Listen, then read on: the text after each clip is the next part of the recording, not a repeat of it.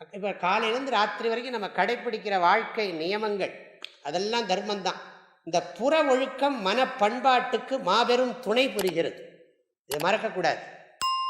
புறத்தில் நாம் கடைப்பிடிக்கக்கூடிய டிசிப்ளின், எக்ஸ்டர்னல் டிசிப்ளின் இன்டர்னல் டிசிப்ளினுக்கு ஹெல்ப் பண்ணுறது. அது ஒன்றும் மறுக்க முடியாது.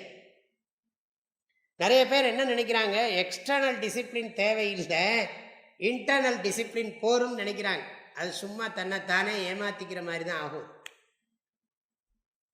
அதனால அது சாஸ்திரமே அது ரொம்ப அழகாக சொல்லுகிறது. புறத்தில் இருக்கக்கூடிய புற ஒழுக்கமும் அக ஒழுக்கமும் இணைந்தே இயங்க வேண்டும். புற ஒழுக்கமும் அக ஒழுக்கமும் இணைந்தே இயங்க வேண்டும். அதில் மாற்ற முடியாது. அதான் இந்த வார்த்தையே பயன்படுத்துவார். கயமைன்னு ஒரு அதிகாரம் இருக்கு திருக்குறளில், பொருட்பாலில் கடைசி அதிகாரம் அதுதான் நினைக்கிறேன். கயமை அப்படின்னு இருக்கு.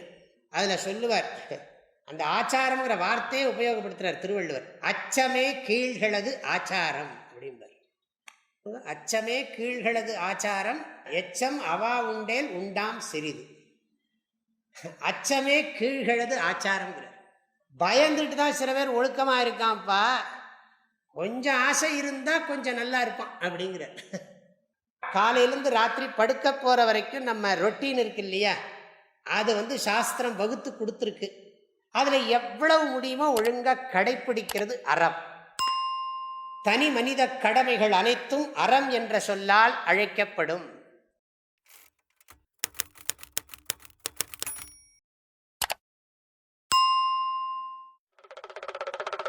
வாழ்க வள்ளுவம், வளர்க மனிதநேயம்.